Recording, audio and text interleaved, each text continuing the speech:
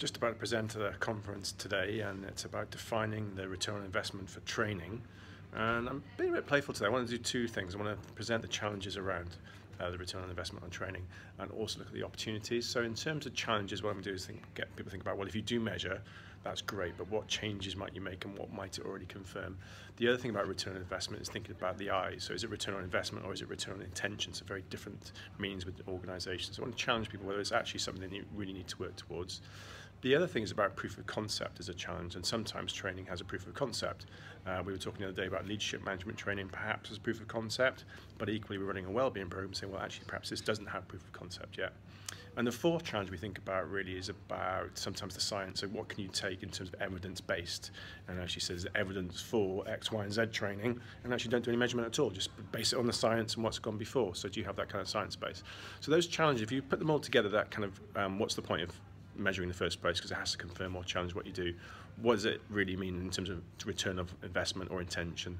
The old and the new, the proof of concept, and the idea of what science can you kind of copy and paste to be evidence-based. Now, many times, if you work with those challenges, actually that's okay. The holy grail, trying to measure and evaluate your training, you don't need to move any further, because you can pick and choose from those 4 different options.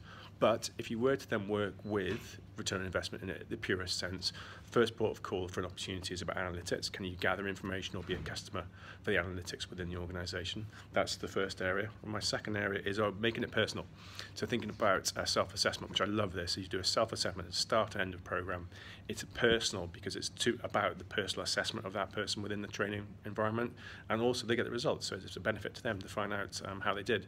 Many of my programs I ran recently had an average of 13%, so I was able to say to someone, when you started it was kind of flat, if you like, but when you came away you had 13% more than you went in from there. The other thing about that kind of Kirkpatrick or Hamblin is what do you measure, just thinking about for everything from reaction through to impact, and how can you measure it, so whether it's discussion groups or questionnaires, those kind of things. That's stuff we've done a lot of, but I do think it helps you spot any gaps that you might not be measuring.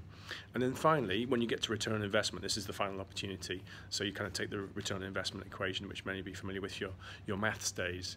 The big thing here is a methodology that I use called the Sherpa methodology, is how do you actually assess the benefits. Now the cost is okay, because you want to essentially work out what is the cost and take away that from the benefits. So cost is things like, in this room today, the venue, the cost of being here, travel expenses, the trainer expenses, those kind of things, meals, or everything else.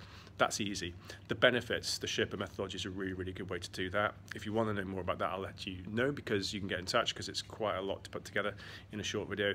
But essentially what you're doing is looking to see what the sort of savings or sale is from the training, if you like, and start to think about how confident are you with those figures, how confident are you that it was just training, and now you're getting to percentages and trying to take this down from a high number to a low number, and then you can assess those benefits, take away the costs, divide by the overall cost, multiply by 100, and you get your percentage. So that's a good way to look at it. So really what I want to think about with the return on investment in training, might not be the holy grail. Think about things you can do, as I mentioned, the kind of first section of those challenges. But if you do want to look at it in more detail, then you've got things like analytics and the ROI that you can take from there.